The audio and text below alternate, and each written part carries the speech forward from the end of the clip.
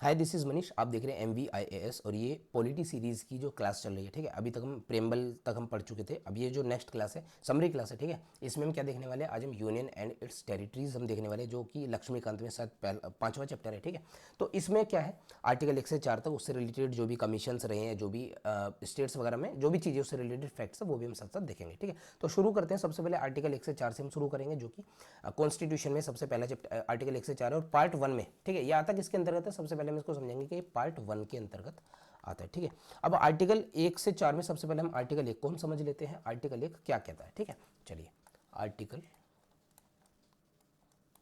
1। ठीक है, तो आर्टिकल 1 को मैं सिर्फ पढ़ के बताता हूं क्या कहता है। आर्टिकल 1 कहता है India that is Bharat shall be the union of states. ठीक है, तो इसमें जो दो तीन की वर्ड है वो मैं लिख देता हूं, पूरा मैं आर्टिकल नहीं लिख रहा हूं। एक तो इसमें आया इंडिया दैट इज भारत, यानी इंडिया शब्द आया, भारत शब्द आया, ठीक है, एंड यूनियन ऑफ स्टेट्स है ना, यूनियन ऑफ स्टेट्स। तो आर्टिकल अभी तक जो हमने लाइन पढ़ी, India that is Bharat shall be the union of states, इसमें तीन शब्द अपने को देखने को मिल रहे हैं। दो शब्द जो हैं इंडिया एंड भारत, ये तो भारत के जो टेरिटरी है, जो इंडियन टेरिटरी है, उसके नाम को बताते हैं। और जो यूनियन ऑफ स्टेट्स है ना, ये क्या बता रहा है, भारत की पॉलिटी को बता रहा है, यानी जो स्टेट्स हैं वो किस तरीके से व्यवस्थित है ना, या स्ट्रक्चर है, एडमिनिस्ट्रेशन है, जो भी जो स्ट्रक्चर है भारत का या पॉलिटी, उसके बारे में बता रहे हैं। ठीक है, तो सबसे पहले हम इंडिया और भारत के बारे में हल्का सा ब्रीफ देख लेते हैं। हुआ क्या, जब कॉन्स्टिट्यूएंट असेंबली में बात हुई कि भारत का नाम क्या, मतलब ये जो इंडियन टेरिटरी है उसका नाम क्या रखना चाहिए, तो कुछ लोग तो इंडिया की तरफ से सहमत थे, जो कि एक मॉडर्न नेम था जो ब्रिटिशर्स ने हमें दिया। कुछ लोग भारत जो नाम से सहमत थे, जो कि ट्रेडिशनल नाम था और जिससे उनको थोड़ी गर्व की अनुभूति होती थी। ठीक है, तो बाद में दोनों गुट थे या जो दोनों ग्रुप थे, वो एक पक्ष उस पर है, निष्कर्ष पे, कि हम क्या करते हैं, दोनों ही नामों का यूज करते हैं, इंडिया दैट इज भारत। ठीक है, इससे हाल फिलहाल ही में 2-3 महीने पहले भी आपने शायद इससे रिलेटेड कंट्रोवर्सी अभी आपने देखी होगी, जब एक गुट बना था, आई एंड इंडिया के नाम से गुट बना, तो दूसरा ही पॉलिटिकल ग्रुप वो अपने आप को भारत कहने लगा, और साथ ही साथ इंडिया को मेरे हिसाब से G20 बैठक में भी इंडिया को भारत के नाम से संबोधित किया गया। ठीक है, चलिए, तो जो तीसरा नाम है वो है यूनियन ऑफ स्टेट्स है। ठीक है, अब यूनियन ऑफ स्टेट्स वो क्या कह रहा है, India that is Bharat shall be the union of states, वो कह रहा है कि होगा, यानी जरूर होगा, यूनियन ऑफ स्टेट्स है।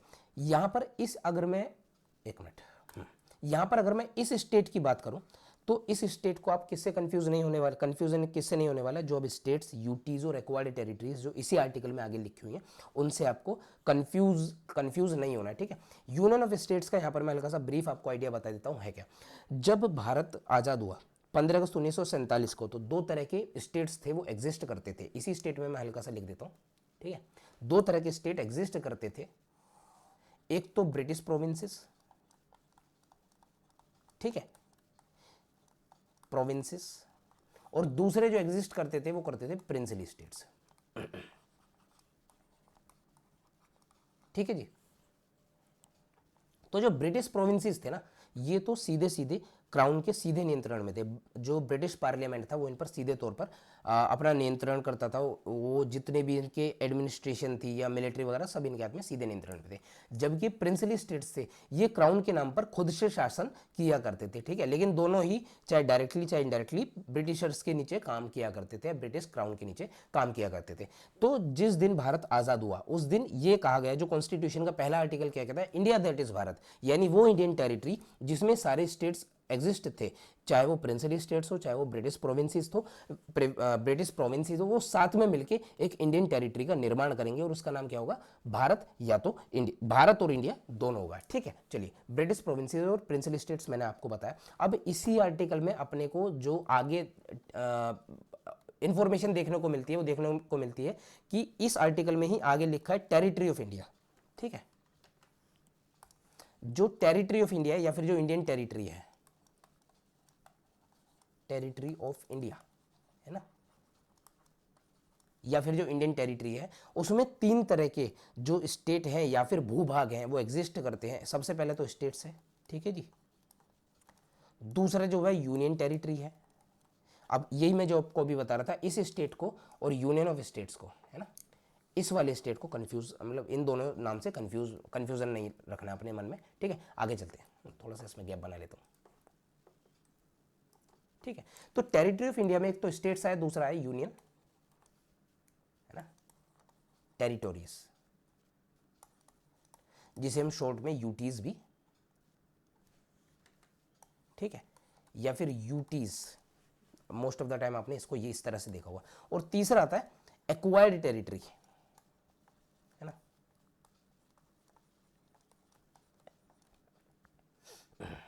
Acquired territories. तो ये तीन तरह के भूभाग हैं जो इंडियन टेरिटरी में आते हैं। अब स्टेट्स के बारे में अगर मैं आपको बात करूं तो सामान्यतः जितने भी स्टेट्स हैं ना, ये वाले, ठीक है, ये जितने भी स्टेट्स हैं जो एग्जिस्ट कर रहे हैं भारत में, जैसे मध्य प्रदेश है, उत्तर प्रदेश है, राजस्थान है, गुजरात है, ये सामान्य रूप से इनके पास एक अपनी काउंसिल होगी, यानी लेजिस्लेटिव असेंबली होगी, मिनिस्टर्स, काउंसिल ऑफ मिनिस्टर्स होंगे, एक अपना चीफ मिनिस्टर होगा, ये इस तरह से राज्य करते हैं। लेकिन जितने भी यूनियन टेरिटरी, जिसके बारे में हम आगे बात भी करेंगे, ठीक है, ये जो यूटीज है ना, अगर जो आपने पढ़ा तो बहुत अच्छी बात है, स्टेट्स के बारे में आप जानते हैं तो बहुत अच्छी बात है, यूटीज़ के बारे में आप जानते हैं तो बहुत अच्छी बात है। लेकिन अगर नहीं जानते हैं एक भी शब्द की यूटी क्या है, स्टेट्स क्या है, तो बिल्कुल पेशेंस रखिए, आपको हर एक चीज़ याद रहने वाली है, समझ में आने वाली है, ठीक है। तो स्टेट्स के बारे में हम आगे भी पढ़ेंगे कि इसमें अपनी एक लेजिस्लेटिव असेंबली होगी, अपना काउंसिल ऑफ मिनिस्टर होगा, चीफ मिनिस्टर होगा, ठीक है, और दूसरे मिनिस्टर्स भी होंगे, ठीक है। यूनियन टेरिटरीज होगी, वो सीधे तौर पर जो गवर्न होगी या फिर एडमिनिस्ट्रेशन जो होगा वो किसके हाथ में होगा, सेंटर के हाथ में ना, सेंटर के हाथ में, किसके द्वारा होगा, सेंटर के हाथ में।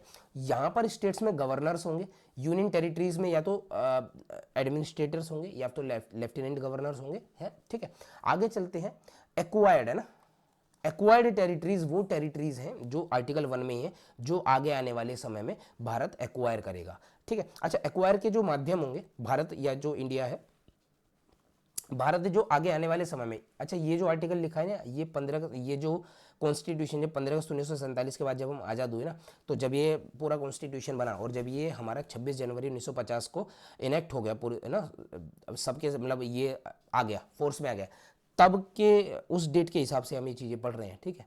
तो आज के हिसाब से नहीं पढ़ रहे हैं, उस डेट के हिसाब से, क्योंकि उस डेट के बाद हमने कई सारी जो टेरिटरीज हैं वो एक्वायर की, हमने गोवा हमने एक्वायर की, दमन दीव एक्वायर की, दादरा एंड नगर हवेली हमने एक्वायर की, तो ये सारी एक्वायर्ड टेरिटरीज थी, ठीक है। एक्वायर्ड टेरिटरीज वो टेरिटरीज होती हैं जो इंटरनेशनल लॉ के अनुसार भारतीय, है ना, भारतीय जो नियम है, जैसे 26 जनवरी 1950 तक हमारे पास क्या था, हमारे पास गोवा नहीं था, ठीक है, हमारे पास दमन एंड दीव नहीं था, मैं आपको समझा रहा हूँ, ठीक है, दमन एंड दीव नहीं था, हमारे पास दादरा एंड नागर हवेली, ठीक है, ये हमारे पास, हमारी जो अब की टेरिटरी एग्जिस्ट करती है ना, ये सारी चीज़ें उसमें हमारे पास नहीं थी, ठीक है। तो ये बाद में हमने एक्वायर की। इससे पहले जो इंडियन, इन सब के यानी 26 जनवरी 1950 में ये तीनों चीज़ नहीं थी, तो जो टेरिटरी थी ना वो इंडियन टेरिटरी थी, उस समय बाहर की चीज़ें थी, हमने इन चीज़ों को एक्वायर करके इंडियन टेरिटरी में ऐड किया, ठीक है। तो हमारी इंडियन टेरिटरी का जो स्वरूप है या जो उसकी जो फॉर्म है, जो स्ट्रक्चर है, वो थोड़ा सा और चेंज हुआ, फिर ये सारी चीज़ें में उसमें ऐड होती गई। तो इसी तरह से एक्वायर्ड टेरिटरीज है। अब मानकर चलो आगे आने वाले समय में जो हमारा पीओके हमारा हिस्सा है, जो हमारी टेरिटरी में दिखता है, मानकर चलो हम ऐसा मान लेते कि, ऐसा कल्पना में मान लेते कि जो हम आगे आने वाले समय में तिब्बत को भारत में ऐड कर लें, ठीक है। तो फिर उस केस में जो भारत का जो ढांचा हुआ है, हम तिब्बत को ऐड कर ले, या फिर चाहे तो भूटान हमसे ऐड होना चाहे और नेपाल हमसे मतलब भारतीय टेरिटरी में अगर मिलना चाहे, इस तरह की अगर संभावना बनती हो, तो फिर जो टेरिटरी होगी वो इंडियन टेरिटरी उस टाइम की होगी, ठीक है। तो इसको बोलते हैं एक्वायर्ड टेरिटरीज, ठीक है। जैसे कि हमने सिक्किम में भी, भारत में सिक्किम में 1974 में, है ना, सिक्किम में भी 1974 में भारत में ऐड हो गया था, ठीक है। 1947 में प्रोटेक्टरेट ऑफ इंडिया बना था, अभी समझाऊंगा, 1974 में ऐड हो गया था। चलिए, तो 26 जनवरी ये हमने समझा एक्वायर्ड टेरिटरीज क्या है, तीन चीजें मैंने समझाई, स्टेट्स क्या होते हैं, यूटीज क्या होते हैं, एक्वायर्ड टेरिटरीज क्या होती हैं, मैंने तीनों आपको समझाई, ठीक है। एक्वायर्ड टेरिटरीज को जो मतलब लेने का तरीका है वो इंटरनेशनल लॉ पर डिपेंड करता है। अगर मैं ये भी आपको लक्ष्मीकांत में भी देखने को मिलेगा, मैं हल्का सा आपको यहीं पर समझा देता हूँ।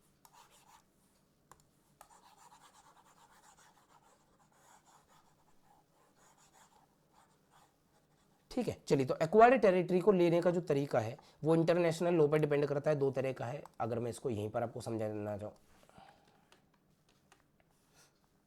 ठीक है। तो एक तो तरीका है सेशन, ठीक है जी, यानी सेशन में क्या होता है, गिव अप कर देना, तो वो ट्रीटी के द्वारा हो सकता है, परचेज के द्वारा हो सकता है, गिफ्ट के द्वारा हो सकता है, लीज यानी रेंट पर भी हम ले सकते हैं, ये सारे तरीके हैं, ये इंटरनेशनल लॉ पर डिपेंड करता है। दूसरा तरीका है ऑक्यूपेशन है, ऑक्यूपाई कर लेना। ऑक्यूपेशन का जो तरीका होता है वो ये तरीका होता है कि ऐसी टेरिटरी जिसको कोई अपना अधिकार ना बताता उसे हमने, या कोई जो रिकॉग्नाइज्ड रूलर है उस पर अपना अधिकार नहीं बता रहा तो वो हमने ऑक्यूपाई कर लिया। ठीक है, चलिए, तो इस तरीके से होते हैं और भी दूसरे तरीके एक्वायर्ड टेरिटरीज के। नेक्स्ट अब हम अगले आर्टिकल पर आते हैं, आर्टिकल नंबर 2 पे। ठीक है, आर्टिकल नंबर 1 आपको होप सो समझ में आया होगा।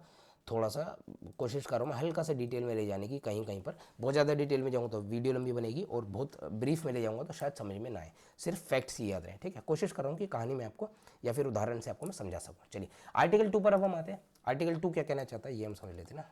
आर्टिकल 2, तो आर्टिकल 2 अपने को दो चीज़ें बताता है। सबसे पहले तो बताता है इंडियन टेरिटरी है, मैं एक बार प्रैक्टिकली आपको हल्का सा मैप बना लेता हूँ, फिर वो आपको समझ में आएगा। जो मैंने अभी आपको एग्जाम्पल भी दिया ना, उसी हिसाब से मैं आपको बनाता हूँ। चलिए,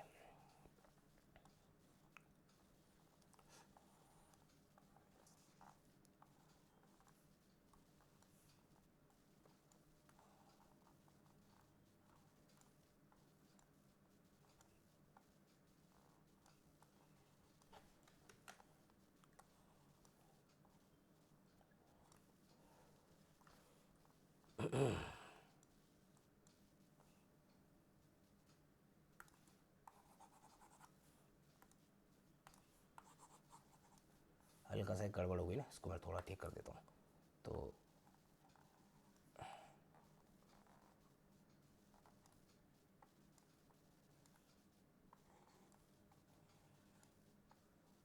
ठीक है जी, तो ये थोड़ा सा हमारा भारत है, ये हल्का सा थोड़ा गड़बड़ हो गया, इसको आप, ठीक है। चलिए, तो यहाँ पर अगर हम मानकर चलते हैं आगे आने वाले समय में ये नेपाल है। ठीक है, ये नेपाल है। ठीक है, और ये हमारा भूटान है। मैं आपको एग्जांपल से समझाऊंगा। ठीक है, उसमें जो लिखा हुआ वो तो आप पढ़ भी लोगे। ये हमारा भूटान है। ठीक है, तो नेपाल और भूटान दोनों भारत से बाहर है। ये हमारा श्रीलंका है। ठीक है, उसके अलावा यहाँ पाकिस्तान है, और उधर आगे अफगानिस्तान है, नीचे भी यहाँ पर हमारा बांग्लादेश और म्यांमार वगैरह छोटे छोटे बराबर में हमारे देश है। ठीक है, तो आने वाले समय पर अगर ऐसा होता है कि भाई नेपाल जो है पहले से एग्जिस्ट स्टेट या कंट्री है, नेपाल पहले से एग्जिस्ट करता है, भूटान भी पहले से एग्जिस्ट करता है, श्रीलंका भी पहले से एग्जिस्ट करता है। ठीक है, यहाँ पर हमारा तिब्बत है। ठीक है, तिब्बत एक ऑटोनोमस कंट्री है, जिस पर जो जो इन्फ्लुएंस है वो किसका, चाइना का है ना। चलिए, आगे चलते हैं। तो आने वाले समय में अगर जो भारत किसी भी तरीके से श्रीलंका को या तो नेपाल को या तो भूटान को अपनी टेरिटरी में मिला लेता है, तो फिर कुछ नक्शा इस तरह का होगा। ठीक है, या फिर तिब्बत के किसी हिस्से में से, तिब्बत तो पूरा एग्जिस्ट करता है लेकिन तिब्बत में से कोई छोटा सा पार्ट है ना, ये वाला पार्ट है, ये तो एग्जिस्ट नहीं कर रहा है, ये वाला पार्ट, ठीक है, ये तो एग्जिस्ट नहीं कर रहा है। तो जब ये वाला पार्ट भारत में ऐड हो जाएगा, ठीक है, तो वो जो स्टेट एग्जिस्ट नहीं कर रहा था उसको स्टेब्लिश किया। ठीक है, उसको इसमें ऐड करके एक नया स्टेट बनाया। अब मैं इसको आपको समझाता हूँ आर्टिकल 2 कहना क्या चाहता है, फिर आपको चीजें समझ में आएंगी। आर्टिकल 2 में दो शब्दों का यूज किया गया, एक तो एडमिटेंस यानी एडमिट करना है ना, एडमिट करना है, या तो फिर स्टेब्लिश करना है। ठीक है जी,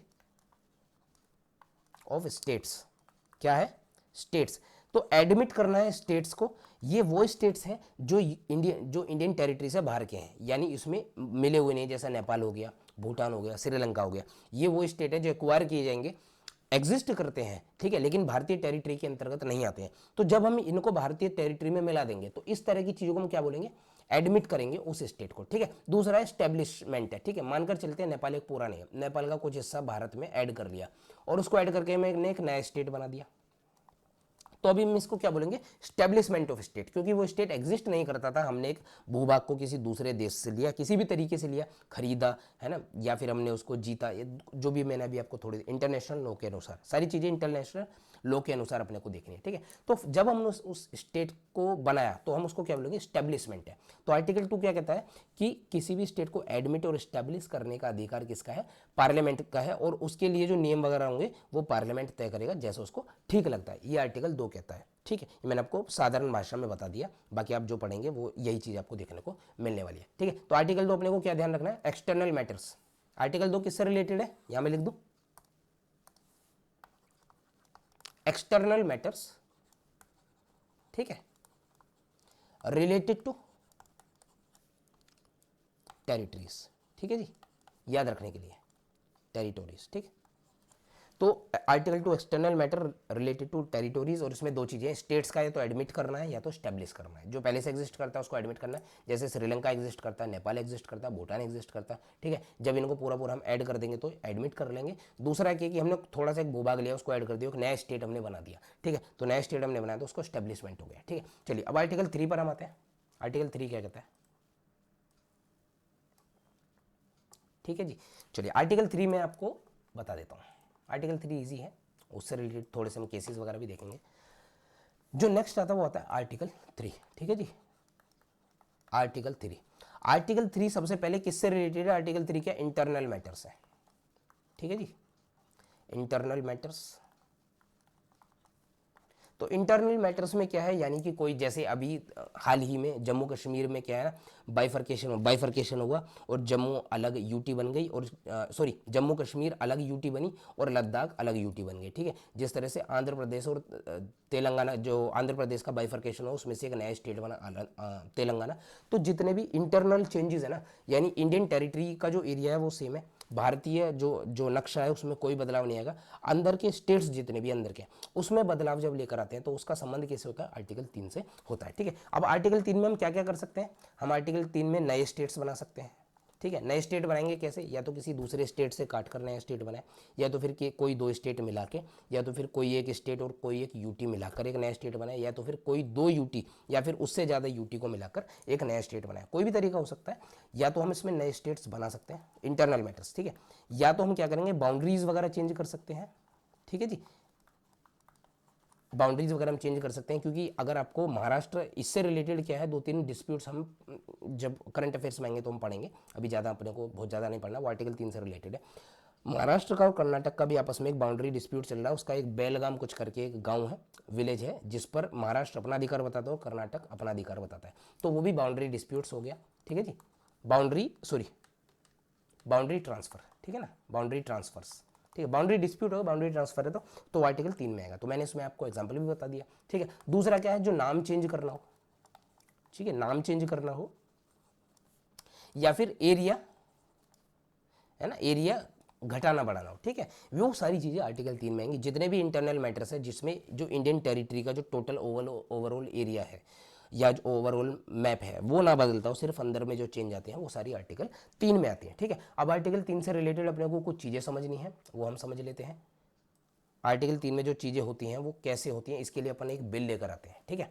बिल जो लेकर आते हैं वो उस बिल का जो नाम होता है स्टेट, अगर बहुत सारे स्टेट्स हैं ना, अगर जो बहुत सारे स्टेट्स हैं, जो एक बिल आता है स्टेट्स रीऑर्गेनाइजेशन बिल होता है, उसे बोलते हैं स्टेट्स रीऑर्गेनाइजेशन, है ना, जेशन बिल, ठीक है ना। स्टेट्स रीऑर्गेनाइजेशन बिल पास होने के बाद एक्ट बन जाता है। एक स्टेट्स रीऑर्गेनाइजेशन एक्ट 1956 में आया था, जो हम अभी समझेंगे, ठीक है। तो यहाँ पर जब भी रीऑर्गेनाइजेशन का बिल आएगा ना, तो जिस भी नाम से बिल आएगा, जैसे आएगा आंध्र प्रदेश है, आंध्र है ना, जैसे आंध्र नाम किस तरह से आएगा, इस तरह के बिल का आंध्रा स्टेट एक्ट, ठीक है जी। पास होने के बाद एक्ट लिखा है, पास होने से पहले बिल लिखा था, ठीक है। आंध्र प्रदेश, दोनों अलग चीजें, आंध्र प्रदेश एक्ट, ये अलग है, ये अलग है, ठीक है। इससे रिलेटेड है उत्तर प्रदेश एक्ट आ जाए, कर्नाटक स्टेट एक्ट आ जाए, ठीक है, वो सारी चीजें, कर्नाटक एक्ट आ जाए, वो सारी चीजें हैं, ठीक है। तो इन सभी बिल्स में होता क्या है, कुछ दो तीन चीजें अपने को याद रखनी है। इसको हटा दो, चलो लिखा रहने दो, आगे चलते हैं। इसमें अपने को दो तीन चीज़ें क्या याद रखनी है कि ये बिल सबसे पहले तो इस तरह के जितने भी बिल आएंगे वो सिर्फ और सिर्फ पार्लियामेंट में आने वाले हैं, है ना। तो इस तरह के जितने भी बिल आएंगे कहाँ आएंगे, ओनली इन पार्लियामेंट है।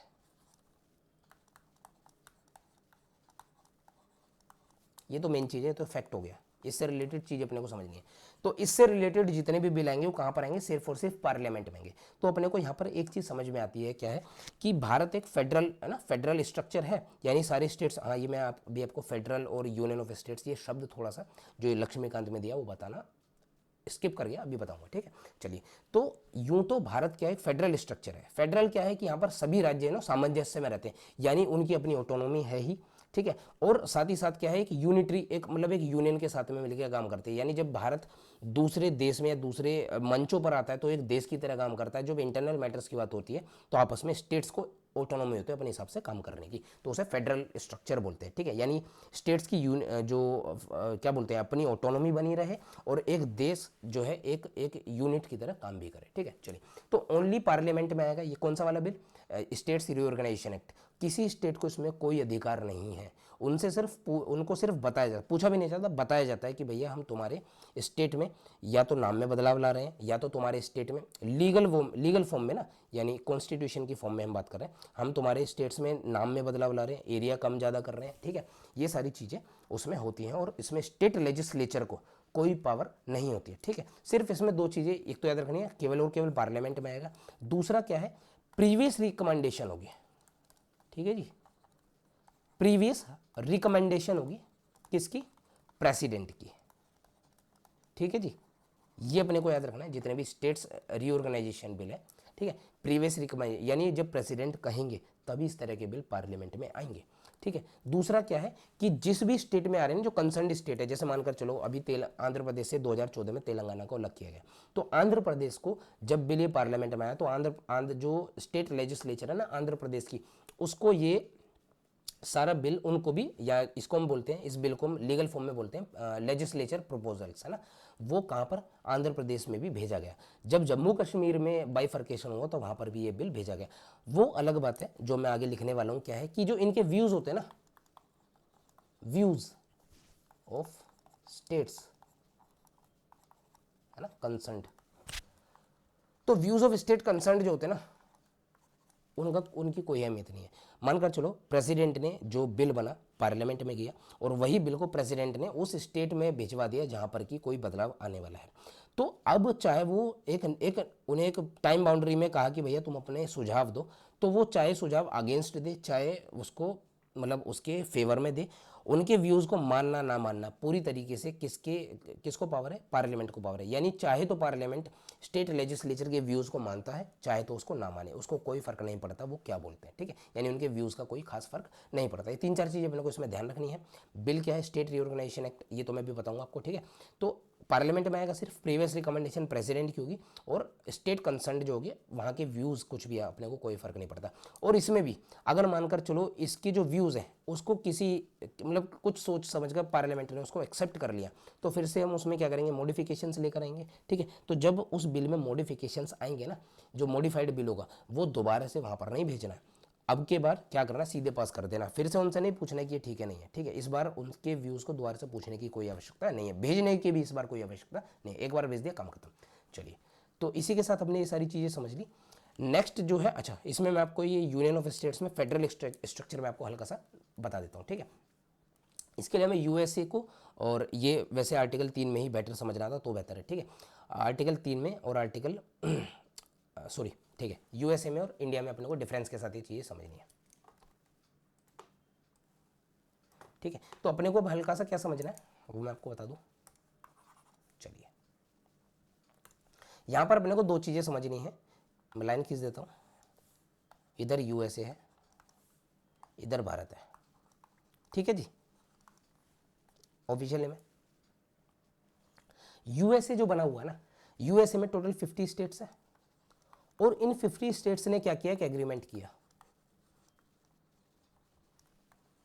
क्या एग्रीमेंट किया कि हम 50 के 50 देश साथ में रहेंगे और एक नए बड़ी भूभाग का निर्माण करेंगे जिसका नाम क्या रखा हमने, USA, union states of America. यानी अमेरिका है और वो कैसा यूनियन स्टेट्स है, इसमें जो 50 के 50 स्टेट है वो एक यूनियन में काम करेंगे, इकाई में काम करेंगे, एग्रीमेंट किया, ठीक है। लेकिन इन स्टेट्स ने एक और शर्त आपस में रखी, क्या इस एग्रीमेंट में क्या शर्त है, हमारी खुद की भी एग्जिस्टेंस हमेशा के लिए बनी रहेगी।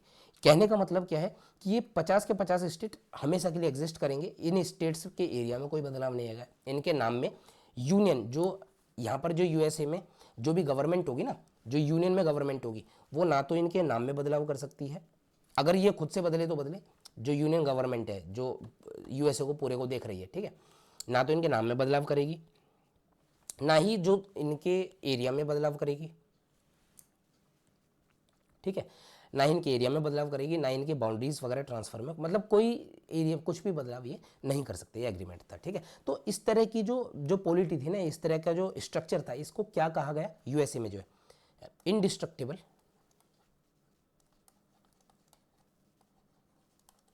इंडिस्ट्रक्टिबल यूनियन, है ना, ऑफ इनडिस्ट्रक्टिबल, ठीक है, दोनों में इन लिखा, ध्यान रखना इस चीज को, इनडिस्ट्रक्टिबल स्टेट्स, यानी कि ना तो यूनियन टूटेगी ना ही स्टेट्स टूटेंगे, यूनियन भी हमेशा के लिए एग्जिस्ट करेगी, स्टेट्स भी हमेशा के लिए एग्जिस्ट करेंगे। इसी वजह से यूएसए में दो तरह की सिटीजनशिप होती है, एक यूनियन के लिए और एक स्टेट्स के लिए, ठीक है। वहीं हम जब दूसरी तरफ भारत की बात करते हैं तो यहाँ पर जो है यूनियन ऑफ स्टेट्स का जो शब्द का यूज, इस यूनियन शब्द की बात हो रही है, स्टेट्स जो था मैंने अभी आपको ऊपर वो बताया कि वो जो स्टेट्स थे वो कौन से स्टेट्स थे, ठीक है, ये मैंने आपको बताया। अब यूनियन ऑफ स्टेट्स इस पूरे शब्द की बात हो रही है, ठीक है, इस पूरे शब्द की बात हो रही है यूनियन ऑफ स्टेट्स। तो यहां जो यूनियन है ना, ये जो स्टेट्स थे इन सारों ने आपस में मिले, ठीक है, और कोई एग्रीमेंट नहीं किया कि हमेशा के लिए एग्जिस्ट करेंगे, ये सारे मिलकर एक यूनियन टेरिटरी बनी, है ना। जो भी स्टेट्स बाउंड्रीज थी वो खत्म कर दी गई, उसके बाद फिर से स्टेट्स का निर्माण हुआ, कुछ यूटीज बनी, कुछ स्टेट्स बने, ठीक है, जो एक्वायर्ड टेरिटरी है वो भी बाद में ऐड की गई, और उनको एडमिनिस्ट्रेटिव कन्वीनियंस के के हिसाब से नए स्टेट्स में निर्माण किया गया, ठीक है।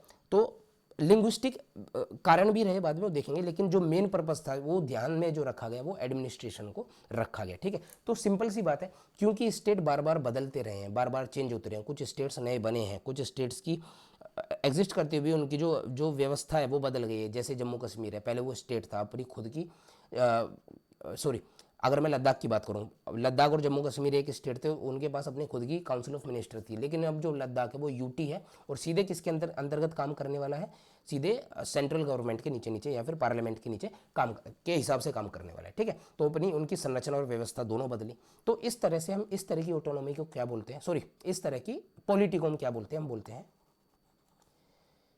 इंडिस्ट्रक्टिबल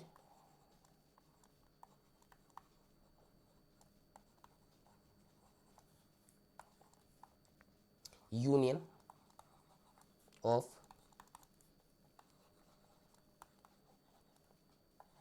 डिस्ट्रक्टिबल स्टेट्स, ठीक है, यानी स्टेट्स को खत्म किया जा सकता है, स्टेट्स कैसे डिस्ट्रक्टिबल है, लेकिन यूनियन कैसी है, वो इंडिस्ट्रक्टिबल है। यूनियन कभी नहीं टूटेगी, बढ़ जाएगी, कम नहीं होगी, ठीक है। यानी यूनियन जो पूरा भारत का हिस्सा है वो पूरा पूरा अधिकार कम ज़्यादा जो भी होता है वो स्टेट के हाथ में नहीं है। यहाँ पर स्टेट्स के हाथ में कम, जो यूएसए में है, कम ज़्यादा करने का अधिकार स्टेट्स के हाथ में है, उनको ऑटोनॉमी है, लेकिन इस मामले में टेरिटरी को कम ज़्यादा करने के मामले में किसको अधिकार है, पार्लियामेंट को अधिकार है। यानी कोई स्टेट अपनी कुछ टेरिटरी किसी दूसरे देश को देना चाहता है तो वो अधिकार स्टेट को नहीं है, वो पार्लियामेंट देखेगा, ठीक है।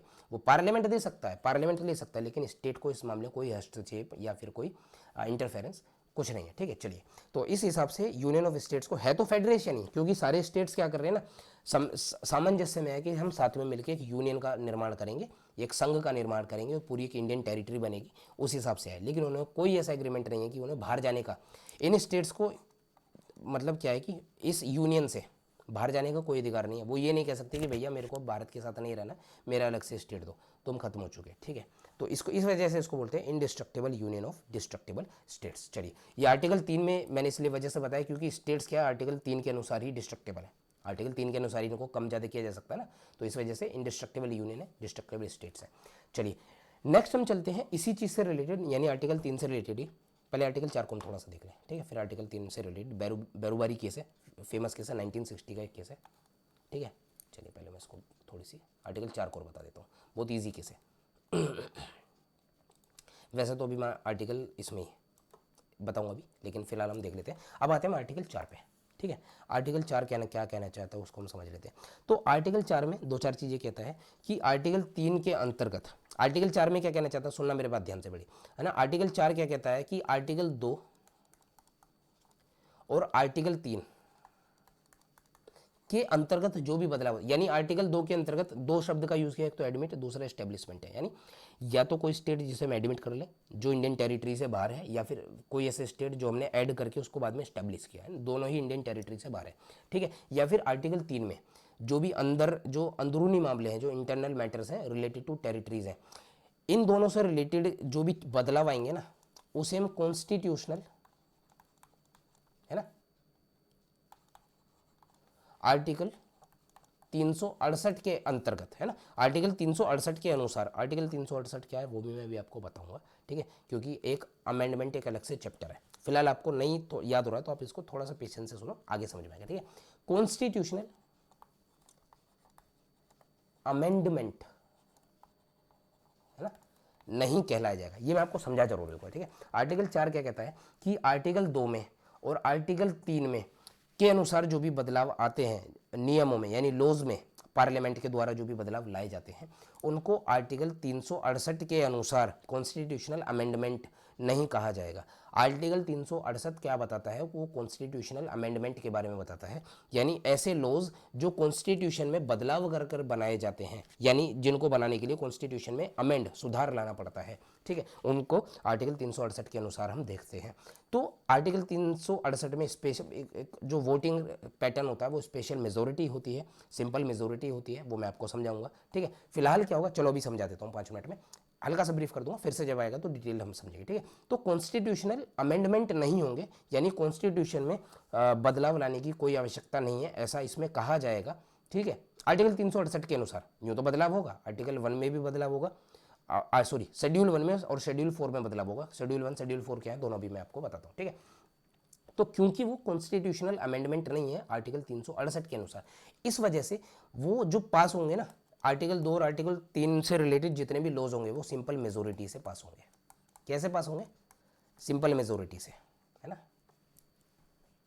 जो वोटिंग होती है ना पार्लियामेंट में, मेजोरिटी, सिंपल मेजोरिटी। इसमें क्या होता है, प्रेजेंटिंग, है ना, मेजोरिटी ऑफ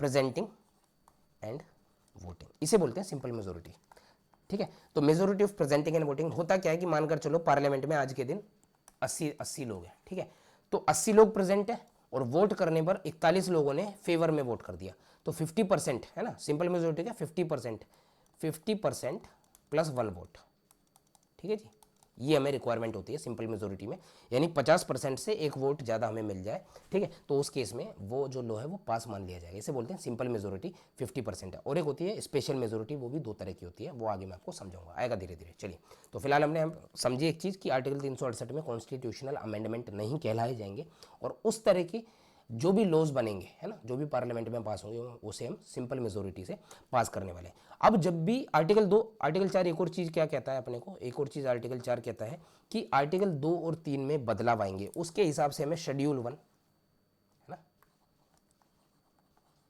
शेड्यूल 1 में और शेड्यूल, ठीक है ना, 4 में बदलाव लाना होगा। शेड्यूल 1 का जो मतलब जो जो वो है, क्या बोलते हैं, संबंध है या रिलेशन है, वो किससे है? शेड्यूल 1 हमें किसके बारे में बताता है? शेड्यूल 1 हमें बताता है कि टोटल कितने स्टेट्स हैं उनके नाम उस शेड्यूल 1 में लिखे होंगे, ठीक है, कितने यूटीज़ हैं उनके नाम उस शेड्यूल 1 में लिखे होंगे, और जो स्टेट है जैसे उत्तर प्रदेश है उसमें लिखा होगा उत्तर प्रदेश, है ना, यूपी में लिख रहा हूँ उसमें उत्तर प्रदेश लिखा होगा, आंध्र प्रदेश लिखा होगा, ठीक है, उसका एरिया कितना है, उसकी जो उसके बारे में फैक्ट्स लिखे होंगे, उसका, है ना, टेरिटोरियल एक्सटेंशन यानी एरिया कितना है वो सब उसमें लिखा होगा। इसी तरह यूटी में दिल्ली, पुडुचेरी, है ना, दमन दीव, दादरा नगर हवेली, इन सब के एरियाज और उनके नाम शेड्यूल 1 में लिखे होंगे। तो जब भी हम आर्टिकल 2 में कोई नया स्टेट एडमिट करेंगे, एस्टेब्लिश करेंगे, तो एक नया स्टेट बनेगा, तो उसको हमें शेड्यूल 1 में लिखना पड़ेगा, ठीक है।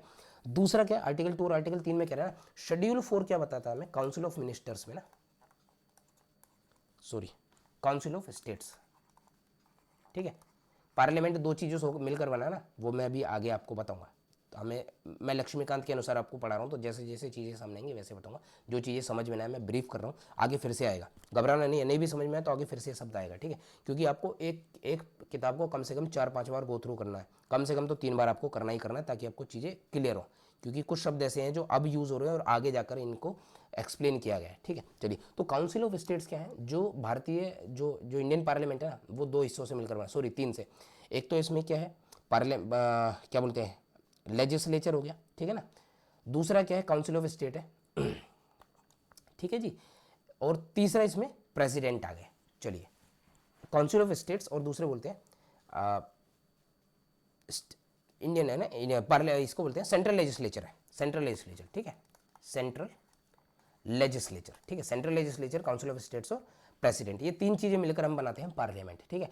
तो काउंसिल ऑफ स्टेट्स क्या बताते हैं, काउंसिल ऑफ स्टेट एक ऐसी सभा होती है जिसमें जितने भी स्टेट्स होते हैं ना उसके रिप्रेजेंटेटिव उसके अंतर्गत होते हैं, पॉपुलेशन के हिसाब से वो लोग होते हैं, ठीक है। पॉपुलेशन के हिसाब से कहो तो, या फिर ये कह लो कि जो एमएलए है ना वो उनको चुनकर भेजते हैं। एमएलए एमपी क्या होते हैं वो भी हम आगे समझेंगे, अभी मैं समझाऊंगा तो वीडियो बहुत बड़ी हो जाएगी। तो कुल मिलाकर क्या है कि हर एक स्टेट का जो रिप्रेजेंटेटिव है वो काउंसिल ऑफ स्टेट में होता है।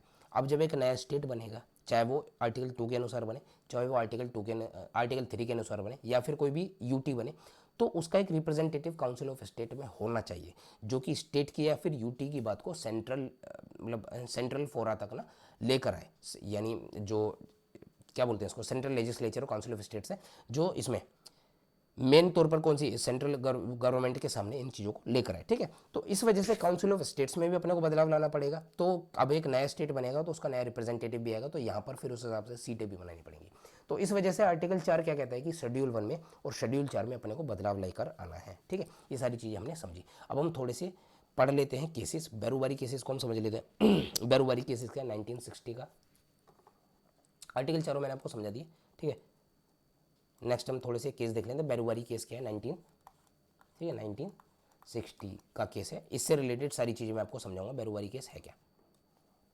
अभी हुआ क्या, बैरूबारी केस का जो सीधा सीधा संबंध क्या है, वो बैरूबारी जो एक जगह है जो वेस्ट बंगाल में एग्जिस्ट करती है, और इसका संबंध क्या है भारत में और वेस्ट बंगाल में क्या है, कुछ टेरिटोरियल डिस्प्यूट्स थे ना, बाउंड्री डिस्प्यूट्स थे, कुछ चीज़ें उधर ट्रांसफ़र करनी थी, कुछ चीज़ें इधर ट्रांसफ़र करनी थी, कुछ जो बाउंड्रीज है ना वो क्लियरली डिफाइंड नहीं थी, ठीक है। तो उनका डिमार्केशंस करना था, तो उससे रिलेटेड चीज़ें वो मैं आपको डिटेल में हल्का सा बता देता हूँ। हुआ क्या, अभी फिलहाल में इसको ठीक किया गया 100 कॉन्स्टिट्यूशनल अमेंडमेंट एक्ट 2015, अगर मैं गलत नहीं हूँ तो इसके अंतर्गत हुआ क्या, ये सारी चीज़ें सेटल डाउन की गई। कुछ हिस्सा भारत का, जो कुछ एरिया जो टेरिटरी थी या कुछ एनक्लेव्स थे वो बांग्लादेश को दिए गए भारत से, और कुछ एनक्लेव्स थे जो बांग्लादेश से भारत को दिए गए, और कुछ ऐसी टेरिटरीज थी जो अनडिफाइंड थी, उनको डिमार्केशन किया गया करीब 6.1 किलोमीटर के आसपास का। जो बाउंड्रीज थी वो डिमार्केशन नहीं थी, डिमार्केशन बोलते हैं डिमार्केशन का मतलब है मतलब लाइन खींचना कि इसके इधर वाला हिस्सा तुम्हारा, इसके इधर वाला हिस्सा हमारा, इसे बोलते हैं डिमार्केशन करना, ठीक है ना, यानी चिन्हित करना, ठीक है। तो डिमार्केशन किया गया, इतनी टेरिटरी का करीब करीब डिमार्केशन किया गया, और कुछ जो बाउंड्री डिस्प्यूट्स थे वो ठीक किए गए, ठीक है। तो अब इससे रिलेटेड हम सारी चीज़ें समझ लेते हैं। हुआ कि कैसे, ये बैरूबारी केस फेमस केस है, इसका यूज़ कई बार किया जाता है, ठीक है। तो इसको हम समझ लेते हैं ये केस हुआ कैसे। चलिए, हुआ क्या, जब बैरूबारी केस हुआ क्या जब 15 ऑफ अगस्त है ना 1947 को, या सिर्फ 47 याद रखो, 47 को जब भारत आज़ाद हुआ तो साथ में क्या एक पाकिस्तान भी बना, जो आज बांग्लादेश है, वो करीब ईस्ट पाकिस्तान और वेस्ट पाकिस्तान हुआ करता था। तो जो जितने भी स्टेट ये क्या बोलते हैं इसको, बाउंड्री से रिलेटेड चीज़ें थी ना, उसको रेड क्लिफ अवार्ड कहा गया ना, रेड क्लिफ अवार्ड। और रेड क्लिफ जो एक कमीशन बनी थी, रेड क्लिफ अवार्ड, उसने जो भी एक जो रिपोर्ट अपनी बनाई उसमें क्या किया, बाउंड्री सेट की कि इससे इधर का हिस्सा पाकिस्तान का होगा, इसके अंतर्गत का हिस्सा भारत का होगा। रेड क्लिफ अवार्ड आया, रेड क्लिफ अवार्ड से उस टाइम पे ईस्ट पाकिस्तान और भारत के, क्योंकि उस टाइम पे ईस्ट पाकिस्तान और बांग्लादेश एग्जिस्ट नहीं करता है, ठीक है। तो ईस्ट पाकिस्तान और भारत के बीच में जो है डिस्प्यूट लगातार बना रहा, वो चीज़ें कोई मतलब कुछ ऐसी टेरिटरी थी उस पर भारत अपना अधिकार बता रहा था, और जो ईस्ट पाकिस्तान है वो अपना अधिकार बता रहा था। तो रेड क्लिफ अवार्ड के बाद में, जो शायद मेरे हिसाब से 1948 में है अगर मैं गलत नहीं, तो इसके बाद एक और हमारे पास आता है बग्गे अवार्ड, ठीक है। ये आपने को नहीं समझना, 1947 में आता है, सॉरी थोड़े दिन बाद आता है। तो बग्गे अवार्ड एक आया, बग्गे अवार्ड, ठीक है, वो 1950 में आया, ठीक है। उन्होंने भी ये जो कन्फ्लिक्ट था ईस्ट पाकिस्तान में और भारत में, जो उस टाइम पे कन्फ्लिक्ट था, उसको ठीक करने की कोशिश की। जो टेरिटरी थी जिस पर दोनों अपना अधिकार जमा रहे थे, और जो बाउंड्री डिस्प्यूट्स थे उसको ठीक करने की कोशिश कर रहे थे, वो ठीक नहीं हो पाए, ठीक है। उसके बाद फिर से एक और आया नेहरू नून एग्रीमेंट, नेहरू नून एग्रीमेंट, ठीक है ना, एग्रीमेंट, ये आया 1958 में, लेकिन उससे भी कोई हल नहीं निकला, ठीक है। तो 1958 में जब आया नेहरू नून एग्रीमेंट, उसके बाद क्या है ना, ये बैरूबारी जो केस है, जो परेशानी उठी वो उठी बैरूबारी। बैरूबारी एक जगह है जो वेस्ट बंगाल में आती है, और बात थी इस बैरूबारी जो जगह को ईस्ट पाकिस्तान को देने की। तो वेस्ट बंगाल ने उस पर विरोध जताया, और वो वेस्ट बंगाल जो वेस्ट बंगाल है वो चला गया सुप्रीम कोर्ट में।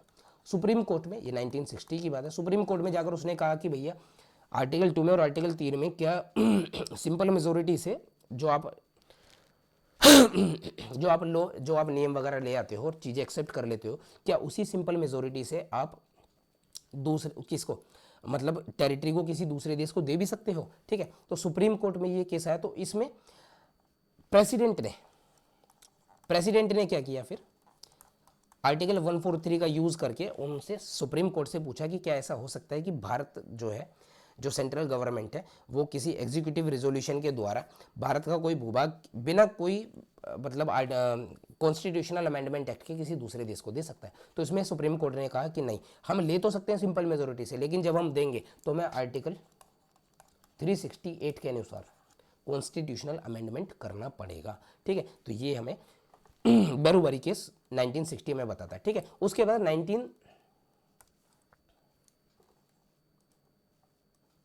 1960 में, अगर मैं गलत नहीं हूं, तो 9th कॉन्स्टिट्यूशनल अमेंडमेंट एक्ट आया, इसी से रिलेटेड इस भूभाग को जो बेरुबारी है ईस्ट पाकिस्तान को देने के लिए 9th कॉन्स्टिट्यूशनल अमेंडमेंट एक्ट 1960 उस भूभाग को ईस्ट पाकिस्तान को देने के लिए, लेकिन क्या है ये पास हुआ लेकिन नोटिफाई नहीं हो पाया। ठीक है, तो इस वजह से इसमें फिर से कोई हल नहीं निकला।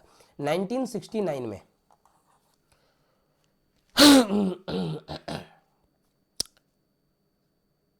ठीक है, उसके बाद क्या हुआ, तो ये सारी चीजें हमने समझी।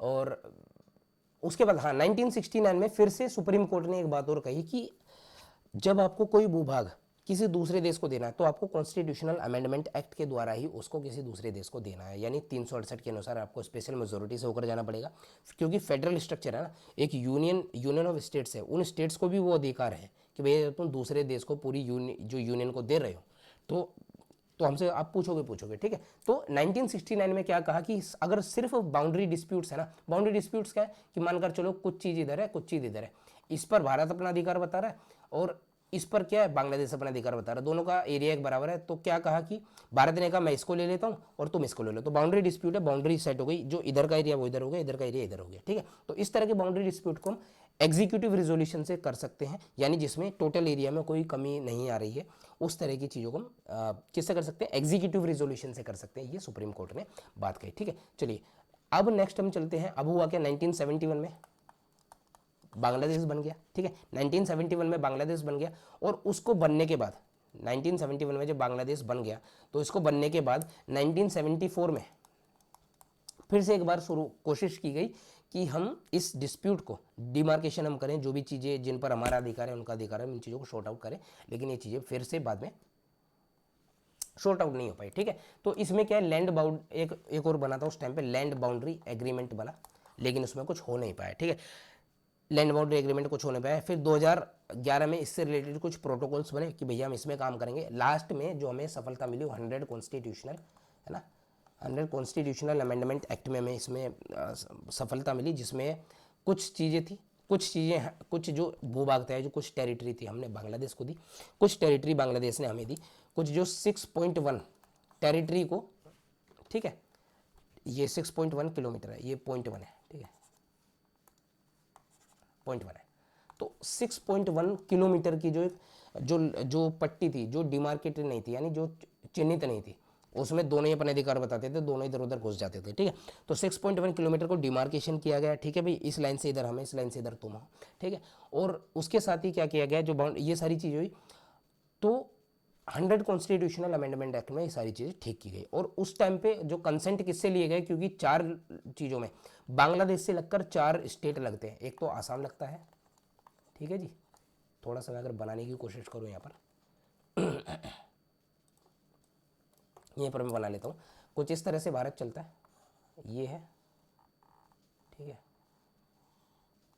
यहाँ है, ठीक है, और ठीक है, तो यहाँ पर तो पूरा वेस्ट बंगाल आ गया, ये वाला वेस्ट बंगाल आ गया, ठीक है जी, यहाँ पर पूरा मेघालय आ गया, ठीक है, यहाँ पर भी आसाम टच करता है और यहाँ पर भी आसाम टच का, और यहाँ पर पूरा क्या रखा है, यह रखा है हमारा, ये वाला हिस्सा हमारा त्रिपुरा का है, अगर मैं गलत नहीं होता ना, त्रिपुरा, ठीक है जी, पूरा त्रिपुरा, ठीक है। तो 4 स्टेट हैं जो बांग्लादेश से टच करते हैं, एक तो वेस्ट बंगाल, दूसरा हमारा आसाम, इधर से दो तरफ से मेघालय और त्रिपुरा। तो इन चारों स्टेट से कंसेंट किए गए कि भैया ये सारी चीज़ें होने वाली हैं, और 100 कॉन्स्टिट्यूशनल अमेंडमेंट एक्ट में ये सारी चीज़ें बांग्लादेश केस हमारा शॉर्ट आउट की गई। ठीक है, तो ये हमने बेरुबारी केस और उससे रिलेटेड सारी चीज़ें हमने समझी। आर्टिकल किससे रिलेटेड थी ये सारी चीज़ें हमारी आर्टिकल 2 से रिलेटेड हमारी सारी चीजें आई। ठीक है, नेक्स्ट हम आते हैं जो स्टेट्स और यूटीज। अच्छा, इवोल्यूशन किस तरह से हुआ वो मैंने अभी आपको खैर बताया, भी हल्का सा ब्रीफ कर देता हूँ।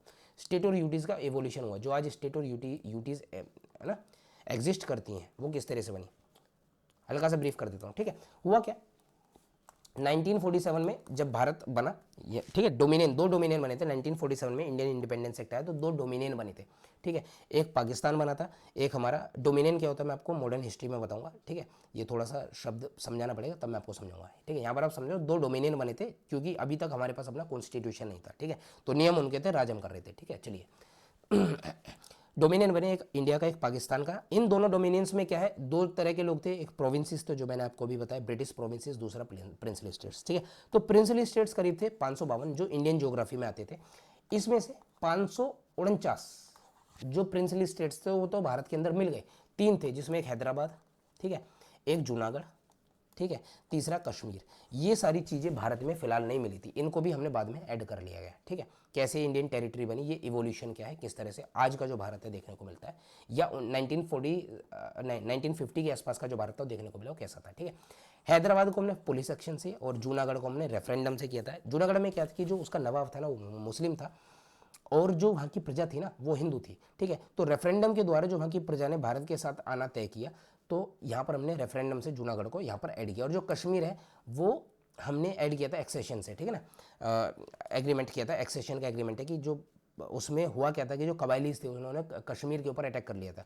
कश्मीर आज़ाद रहना चाहता, ना तो भारत के साथ मिलना चाहता था ना तो पाकिस्तान के साथ मिलना चाहता था। लेकिन जब पाकिस्तान से आए कुछ कबाइली जो टेररिस्ट थे उन्होंने पाकिस्तान उस पर कश्मीर पर अटैक किया, उसको अपने हिस्से कब्जे में लाने की कोशिश की, तो फिर कश्मीर के जो राजा थे उन्होंने सोचा कि इनके साथ जाने से लाख गुना बेहतर है कि भारत के साथ मिल जाए। ठीक है, तो उन्होंने एक्सेशन कोड पर साइन किए और भारत के साथ मिल गए। चलिए ये बस ये हल्का सा था, इसमें आगे चलते हैं। अब आते हैं कुछ कमीशंस हम देख लेते हैं। कमीशंस क्या है, इनकी ज़रूरत क्यों पड़ी, हम ये सारी चीज़ें समझते हैं। कमीशंस है क्या, वो क्या, जब 1950s में, ठीक है, जब भारत एक बनकर तैयार हो गया तो उसमें क्या है, उस टाइम पे भारत को 4 ग्रुप्स में, इवोल्यूशन में यार है, भारत को 4 ग्रुप्स में रखा है। ग्रुप ओ में रखा गया है ना, ग्रुप ए में रखा गया भारत को, मतलब 4 ग्रुप में बांट दिया गया पूरे भारत को। ग्रुप बी में अभी मैं समझाता हूँ इसमें क्या है, group C and group D. ठीक है, ग्रुप ए में जितने भी ब्रिटिश प्रोविंसेस थे ना, 9 थे टोटल, कितने थे, 9 ब्रिटिश प्रोविंसेस सारे ग्रुप ए में है। ठीक है, ग्रुप बी में क्या है, ग्रुप बी में आए वो सारे लोग जो प्रिंसली स्टेट्स थे, ये भी 9 थे।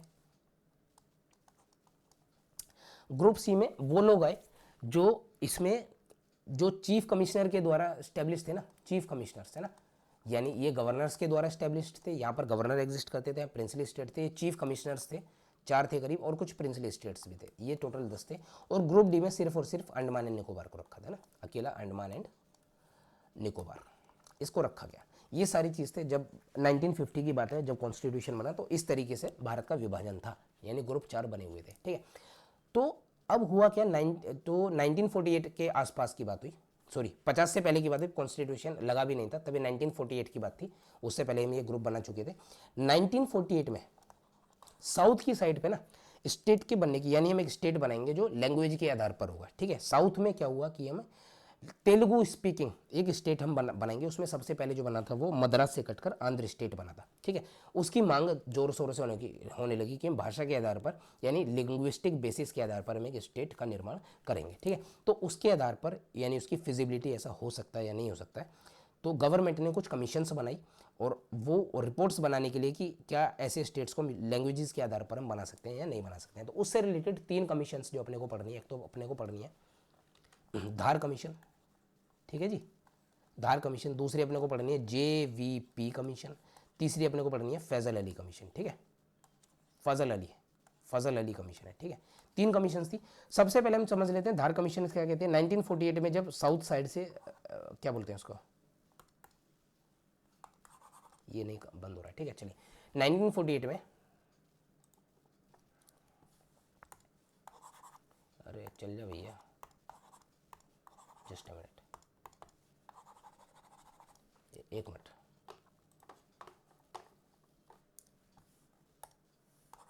ये बंद करना पड़ेगा, जस्ट अ मिनट।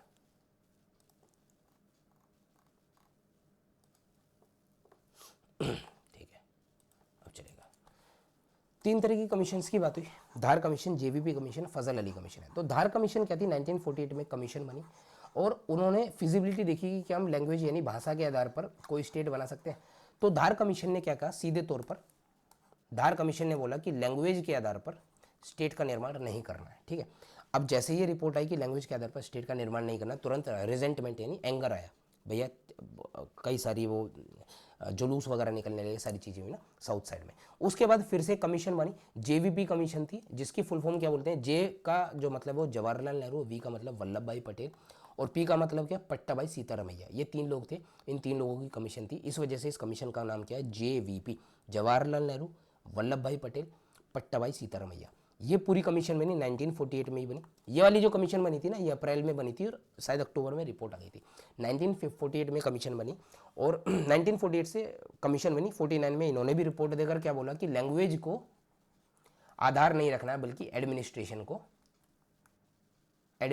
को आधार रखेंगे। सेम इन्होंने बात कही थी कि एडमिनिस्ट्रेशन को आधार हम रखेंगे। हुआ क्या 1949 में, अब ये अगली कमीशन के बनने तक हुआ क्या 1953 में, ठीक है, गुस्से में थे और 1953 में जो है एक स्टेट, आंध्र स्टेट है ना, बन चुका था लैंग्वेज के आधार पर। बना कैसे था, मद्रास से जो तेलुगु स्पीकिंग लोग थे ना, जो तेलुगु भाषा बोलते थे, मद्रास स्टेट से काटकर, उस टाइम पे मद्रास एग्जिस्ट करता था, मद्रास प्रेसिडेंसी थी ना, तो उसी से मद्रास स्टेट एक बना। उससे तेलुगु स्पीकिंग जो टेरिटरी थी, जो काट के पूरा भूभाग को काट के एक नया स्टेट बना। उस टाइम इसका नाम आंध्र स्टेट था, ध्यान रखना, आंध्र प्रदेश नहीं, आंध्र प्रदेश अलग है, आंध्र स्टेट अलग है। ये 1953 में बन गया। ये भी बना कैसे, करीब करीब 56 दिन का एक उन्होंने क्या रखा था, क्या बोलते हैं उसको, फास्ट वगैरह रखते हैं ना, तो उनका नाम था पोट्टी श्री रामुलू ना, ये कांग्रेस नेता थे, पोट्टी श्री रामुलू है ना, पोट्टी श्री रामुलू थे। उनका निधन हो गया 56वें दिन, वो शायद वो ना अनशन वगैरह करते, तो उस हिसाब उनकी डेथ हो जाने के बाद जब रिजेंटमेंट बढ़ गया, तो फिर जल्दीबाजी में 1953 में एक स्टेट का निर्माण किया गया, आंध्र स्टेट, जो बना 53 में। अब जैसे ही लैंग्वेज के बेसिस पर आंध्र स्टेट बना, तो फिर दूसरी जगह से भी लैंग्वेज के बेसिस पर एक रिक्वायरमेंट हो रही कि भैया हमें भी एक स्टेट बनाना है, हमें भी एक स्टेट बनाना है। तो फिर उसके बाद फैजल अली कमीशन बना और फैजल अली कमीशन ने कुछ दो चार चीज़ें पॉइंट बताए, वो सारी चीज़ें मैं यहाँ पर लिख देता हूँ, ये थोड़ा सा ज़रूरी भी है समझना है ठीक है। फैजल अली कमीशन जो बना, फैजल अली कमीशन ने क्या बोला, फैजल अली कमीशन ने बोला लैंग्वेज के आधार पर स्टेट्स का निर्माण कर सकते हैं कोई। अच्छा, फैजल अली कमीशन 3 मेंबर की कमीशन थी, इसमें 2 लोग और थे, एक पेनिकर, ठीक है, और एक खुंजरू, एच.एन. खुंजरू मेरे हिसाब से ना, के.एन. पेनिकर, एच.एन. खुंजरू, अगर मैं गलत नहीं तो खुंजरू लिख रहा हूँ सिर्फ, है ना, खुंजरू, ठीक है। तो mister Panikkar and mister Kunzru Fazal Ali commission में थे, ये चेयरमैन थे फैजल अली, ठीक है। आगे चलते हैं, लैंग्वेज के आधार पर बना सकते हैं, लेकिन हमें किस चीज़ का ध्यान रखना है, हमें 4 बातों का ध्यान रखना है, ये 4 फैक्टर हमें ध्यान रखने हैं, लैंग्वेज के आधार पर हम स्टेट बना सकते हैं। सबसे पहले हम क्या ध्यान रखेंगे, हम ध्यान रखेंगे यूनिटी, है ना, एंड सिक्योरिटी। भारत की जो यूनिटी और सिक्योरिटी है उसको स्ट्रेंथन करना है और बनाए रखना है ना। दूसरा क्या है कि लैंग्वेज एंड कल्चरल, लैंग्वेज और कल्चरल होमोजिनिटी बनी रहे, यानी एक लैंग्वेज वाले लोग एक साथ रहे, एक कल्चर वाले लोग एक साथ रहे, ताकि फिर से कन्फ्लिक्ट ना है, बार बार लड़ाई नहीं देखनी, ठीक है। तीसरा बोला इकोनॉमिक, गलत हो रहा है, ठीक है, इकोनॉमिक, फाइनेंशियल और एडमिनिस्ट्रेशन जो पॉइंट है, इन सारे शब्द, इन सारी चीज़ों का, इकोनॉमिक, फाइनेंशियल और एडमिनिस्ट्रेटिव पॉइंट्स का भी ध्यान रखना है, यानी ऐसा नहीं आपने लैंग्वेज के आधार पर बना दिया तो आपको फाइनेंशियल चीज़ें। दूसरा क्या है कि जो इकोनॉमिक एंड फाइनेंशियल वेलफेयर का भी ध्यान रखना है, यानी जब आप एक स्टेट बना रहे हैं तो आपको ऐसे उस हिसाब से स्टेट बनाना है, यानी जो उसके अंतर्गत लोग हैं उनका भी भला हो। ये 4 पॉइंट उन्होंने फैजल अली कमीशन में बताए। दूसरा, फैजल अली कमीशन ने एक और बात कही, उन्होंने ये बात कही कि भैया जो ग्रुप बने ना 4, ABCD, group A, group B, group D, इन सबको खत्म करो। उनके अनुसार क्या था कि एक तो उन्होंने उनके हिसाब से था कि 14 स्टेट्स और 6 यूटीज़ बने, ऐसा कुछ था, शायद इसमें थोड़ा फैक्ट वगैरह ऊपर नीचे हो सकता है, आप चेक कर लेना, ठीक है। तो उन सारी बातों को फैजल अली की जो बातें थी वो गवर्नमेंट ने कुछ मॉडिफिकेशंस के साथ एक्सेप्ट किया और बाद में कुछ स्टेट्स का निर्माण हुआ, ठीक है। तो इसी के साथ में एक तो कॉन्स्टिट्यूशन अमेंडमेंट एक्ट आया, ठीक है जी, एक तो कॉन्स्टिट्यूशनल अमेंडमेंट एक्ट आया, कौन सा था, 9th, अगर मैं गलत नहीं हूं तो, है ना, सॉरी 7th, अभी जो मैंने 9th था ना वो 1960 में था, ठीक है। ये 7th कॉन्स्टिट्यूशनल अमेंडमेंट 1956, कौन सा था 7th, ठीक है। इसके अनुसार हमने क्या किया, जो 4 ग्रुप थे ना वो खत्म कर दिए, ठीक है।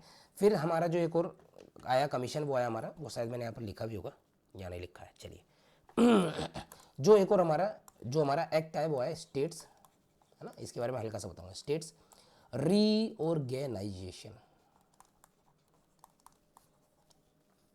है ना, स्टेट्स रीऑर्गेनाइजेशन एक्ट 1956। तो इसमें कुछ स्टेट्स एक साथ बहुत सारे स्टेट बने। उसमें क्या बना, एक तो हमारा बना आंध्र प्रदेश। अभी मैंने जो आपको बताया 1953 में वो आंध्र स्टेट था, अब क्या बना आंध्र प्रदेश, दोनों में अंतर है, बताऊंगा अभी, ठीक है। आंध्र प्रदेश बना, एमपी लिख रहा हूं, मध्य प्रदेश बना, ठीक है जी। मैसूर बना, बॉम्बे बना, कुछ आइलैंड भी बने थे, अमन दीवी, मिनिकोय, ठीक है ना, लैकाडीव, ये सारे आइलैंड भी उस टाइम बने थे, ठीक है। बॉम्बे बना, राजस्थान बना, और भी दूसरी चीजें बनी, ठीक है भाई, इतना ही लिख रहा हूं। तो जो आंध्र प्रदेश बना उस टाइम पे इसमें भोपाल ऐड किया गया, विंध्य भारत और मध्य भारत और विंध्य प्रदेश, 3 चीज थे।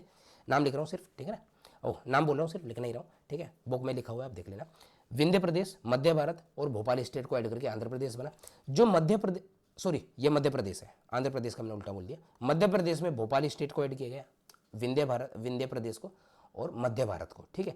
आंध्र प्रदेश में जो है, अभी तक हमने आंध्र स्टेट तोड़ा था, अब जो हैदराबाद था ना, हैदराबाद में भी तेलुगु स्पीकिंग जो लोग थे ना, उसको आंध्र स्टेट के साथ ऐड करके जो नया स्टेट बना वो आंध्र प्रदेश बना, यानी वो बड़ा भूभाग बना आंध्र स्टेट से, ठीक है। मैसूर बना, मैसूर में हमने कुर्ग को ऐड कर दिया, उसमें कुर्ग को हमने ऐड करके एक नया स्टेट मैसूर बनाया। किसमें ऐड किया था हमने मतलब मैसूर में ऐड कर दिया। बॉम्बे क्या है, कच्छ और सौराष्ट्र से मिलकर बने, और राजस्थान में हमने क्या है, अजमेर को ऐड कर दिया, ठीक है। उसके साथ कुछ आइलैंड भी बने, ये सारी चीज इसमें है, ये बने। अच्छा 19, अब जब एक बार 1956 में लैंग्वेज के बेसिस पर और कल्चर वगैरह के बेसिस पर चीज़ें बन गई, तो अब क्या है, धीरे धीरे धीरे धीरे जो दूसरे जो लोग थे उनकी भी रिक्वायरमेंट होने लगी कि भैया अपना भी एक स्टेट हो, अपने भी लैंग्वेज के बेसिस पर हो, ठीक है। तो फिर क्या है, कई सारे स्टेट्स बने जो लैंग्वेज के आधार पर, कल्चर के आधार पर या दूसरे किसी आधार पर लगातार अब तक भी वो बदलाव चलते हैं। तो हम हल्का सा ब्रीफ इसको देख लेते हैं, फिर ये चैप्टर यहाँ खत्म हो जाएगा, ठीक है। तो जो नए स्टेट्स 1956 के बाद में बने, उसमें सबसे पहले तो देखते हैं महाराष्ट्र और गुजरात है, ठीक है। ये हमारा बना था 1960 में। महाराष्ट्र और गुजरात में क्या है, ये बॉम्बे स्टेट था, बॉम्बे स्टेट को कच्छ और सौराष्ट्र से मिलकर बना था, फिर से इसको तोड़ दिया गया, महाराष्ट्र के मराठी लोगों के साथ में हो गया, और गुजरात जो बना ना वो गुजराती पीपल्स के हिसाब से 2 स्टेट बन गए 1960 में, ठीक है। दादरा नागर हवेली क्या है, 1954 तक पोर्तुगीज इस पर अपना अधिकार यानी अपना वो चलाते थे शासन। 1954 में हमने इसको क्या किया ना, पुलिस एक्शन से अपने अधिकार में लिया, लेकिन 1961 तक कहा कि एडमिनिस्ट्रेटर, यानी जो 1954 के बाद हमारे अधिकार में आ गया, लेकिन जो उसका एडमिनिस्ट्रेटर होगा ना, जो वहाँ पर शासन करेगा, वो आप अपने हिसाब से चुन लो, ठीक है। तो देखो 1961 के बाद क्या किया, वहाँ पर इसको यूटी बना के अपना एक वहाँ पर क्या हमने बिठा दिया, एलजी या तो एडमिनिस्ट्रेटर, अपना एडमिनिस्ट्रेटर में बिठा दिया, ठीक है। गोवा दमन एंड दीव क्या, ये भी हमने 1961 में, देखना 1961 में हमने क्या किया, गोवा दमन और दीव को एक यूटी बनाया है, कैसा, सीधे सेंटर के हाथ में, जो कि गोवा बाद में 1987 में अलग एक सेपरेट स्टेट बना, ठीक है। आगे चलते हैं। पुडुचेरी हमने किससे लिया, ये भी हमने पोर्तुगीज से लिया। पुडुचेरी हमने लिया था फ्रेंच से, पोजेशन से, ठीक है जी। 19 फ्रेंच पोजेशन से हमने लिया और इसको हमने क्या बना दिया, यूटी बना दिया, ठीक है। आज ये यूटी है, लेकिन यहाँ पर क्या है, सेंटर है, लेकिन यहाँ पर लेजिस्लेटिव असेंबली है, वहाँ पर अपना सीएम भी है। नागालैंड जो बना, अगर मैं गलत नहीं हूँ तो 1963 में बना था, ठीक है। 1963 में हुआ क्या, आसाम से कटकर नागा बना था। जो नागाज थे ना वहाँ के, वो चाहते थे कि अपना एक नागा देश हो, नागालैंड हो, ठीक है। तो नागाज जो वो चाहते थे कि लगातार आसाम में क्या है, कई सारे लोग रहते थे और उसमें कई तरह की ट्राइब्स थी, तो वो अपनी अलग एक पहचान को बनाकर रखना चाहते थे। तो उसमें 2 तरह की चीज़ें, एक ट्वांगसांग डिस्ट्रिक्ट, ट्वांग है ना, ट्वांगसांग, अब मैं गलत स्पेलिंग में हो सकता हूँ, ट्वांगसांग डिस्ट्रिक्ट प्लस जो नागा हिल्स थी ना, नागा हिल्स, इन सबको मिला के नागालैंड बना 1963 में। गला बहुत सूख गया है थोड़ा सा, और फिर इस वीडियो को एंड करते हैं, बस इतना ही रहेगा जो सामने दिख रहा है, ठीक है। उसके बाद हरियाणा, चंडीगढ़ और एचपी, ये बना 1966 में, ठीक है। तो जो हरियाणा है ना, वो हिंदी स्पीकिंग, जो हिंदी बोलने वाले लोग थे उस टाइम पे पंजाब पूरा हिस्सा था, पंजाब से काटकर हरियाणा को बनाया, ठीक है। और चंडीगढ़ क्या है, कॉमन कैपिटल बनी हरियाणा और पंजाब की। और एचपी जो ना, जो पूरा पंजाब का एरिया था ना, उसमें जो हिली एरिया है उसे हिमाचल प्रदेश में करके उस टाइम पे इसको हमने क्या बनाया, यूटी बनाया। 66 में इसको हमने क्या बनाया, यूटी। और हरियाणा को, चंडीगढ़ को भी हमने यूटी बनाया, ठीक है। और हरियाणा को और पंजाब को हमने क्या बनाया कि स्टेट बनाया। हरियाणा में हिंदी बोलने वाले और पंजाब में क्या बोलने वाले हैं, पंजाबी बोलने वाले, ठीक है। ये सब के लिए जो हम एक नाम का याद रखते हैं वो मास्टर तारा सिंह का याद रखें, है ना। अकाली दल था, ठीक है। अकाली दल की ये रिक्वायरमेंट थी कि पंजाबी सूबा सिख सूबा बने। मास्टर तारा सिंह का हमें इसमें याद रखना है। और एक कमीशन हमें याद रखना है जो शाह कमीशन बनी थी। क्या बनी थी, शाह कमीशन। जब ये किसके लिए मैं लिख रहा हूँ, पंजाब के लिए लिख रहा हूँ, ठीक है ना, हरियाणा के लिए नहीं, पंजाब के लिए, ठीक है। तो ये सारी चीज़ें हुई। उसके बाद 1971 की जब बात आती है आगे, मणिपुर, त्रिपुरा और मेघालय, तीनों के तीनों, मेघालय उससे पहले 1971 से पहले क्या था, सब स्टेट था। सब स्टेट क्या होता है, सब स्टेट क्या था, यानी इनके पास अपनी काउंसिल ऑफ मिनिस्टर्स थी, अपना सीएम था, लेकिन किसके नीचे काम करेंगे, सीधे मतलब असम क्या है ना, मेघालय के ऊपर भी मतलब क्या करेगी, अपना अधिकार रखेगी। आमतौर पर क्या होता है, जितने स्टेट्स हैं वो सीधे किसके नीचे आते हैं, सेंटर के नीचे आते हैं। लेकिन मेघालय सब स्टेट था, क्योंकि मेघालय आसाम के नीचे रहकर काम कर रहा था। वो अलग बात है कि इनके पास भी अपनी काउंसिल ऑफ मिनिस्टर्स और सीएम वगैरह रहा करते थे, ठीक है। मणिपुर और त्रिपुरा एक स्टेट बने, ठीक है। उससे पहले यूटी थे, बाद में स्टेट बने। मणिपुर और त्रिपुरा कहाँ से कटे थे, और मेघालय, तीनों आसाम से कटे थे, ठीक है। और 1971 में ही दो चीजें और कटी, ये मैं आपको लिख देता हूँ।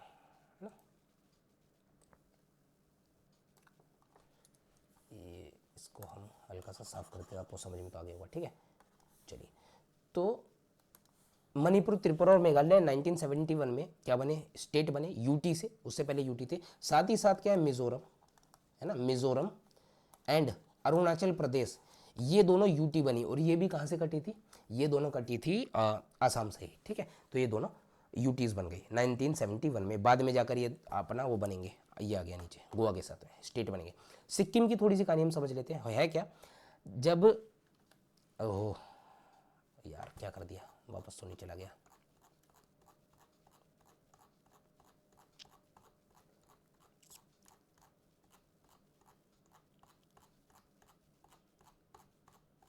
ये सारी चीज़ें मैं आपको करा चुका हूँ, ठीक है,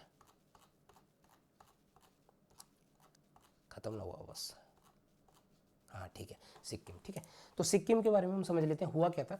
जब 1947 में भारत आज़ाद हुआ, उस टाइम तक जो इंडिया, जो सिक्किम था वो इंडियन प्रिंसली स्टेट था। यानी यहाँ पर जो एक चोग्याल डायनेस्टी राज करती थी और वो प्रिंसली स्टेट था, ठीक है। 1947 के बाद हुआ क्या कि जो ये प्रोटेक्टोरेट ऑफ इंडिया बन गया। प्रोटेक्टोरेट ऑफ इंडिया क्या होता है, जो इसके जितने भी एक्सटर्नल वो है ना बिजनेस हैं, जैसे कम्युनिकेशन हो गया, डिफेंस हो गया और एक्सटर्नल अफेयर्स हो गया, ये सारी चीज़ें तो भारत तय करेगा। बाकी जितने भी इसके इंटरनल मैटर्स है ना, वो सब सिक्किम क्या है ना, ये अपना एक जो प्रिंस वहाँ पर जो राजा चोग्याल डायनेस्टी बैठी है, वो सारी चीज़ें देखेगी। 1947 से 1974 तक तो ऐसे ही चलता रहा। 1974 में जो वहाँ के लोग थे ना, उन्होंने सोचा कि भैया हम भारत के साथ और मिलते हैं। तो फिर सिक्किम को क्या है, 35वें अमेंडमेंट एक्ट में, है ना, 1974 35वें अमेंडमेंट एक्ट में इसको क्या है, सिक्किम को एसोसिएट स्टेट, एक नए तरह का स्टेट बना। ये एग्जिस्ट नहीं करता था, एसोसिएट स्टेट, ठीक है, बना। तो कुछ बदलाव आए, ठीक है, कुछ बदलाव आए। एक तो 2A आर्टिकल, नया आर्टिकल बना, और एक 10th शेड्यूल बना, ठीक है, जो सिक्किम से रिलेटेड थे, ठीक है।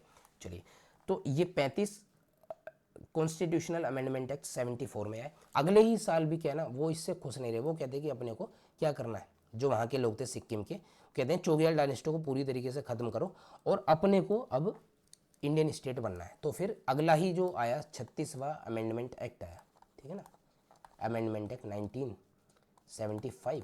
उसमें क्या है, एक तो ये 2A जो आर्टिकल नया बना था 35 में ना, इसको खत्म किया। जो 10वां शेड्यूल बना था उसको खत्म किया, और ये एसोसिएट स्टेट खत्म होकर इसको रिपील कर दिया गया। और जो सिक्किम है वो भारत का मेरे हिसाब से 25वां, अगर मैं गलत नहीं हूँ तो, हो सकता है मैं गलत हूँ, इसमें आप देख लेना कौन सा 25वां बना है, कौन सा बना है, वो भारत का स्टेट बन गया, ठीक है।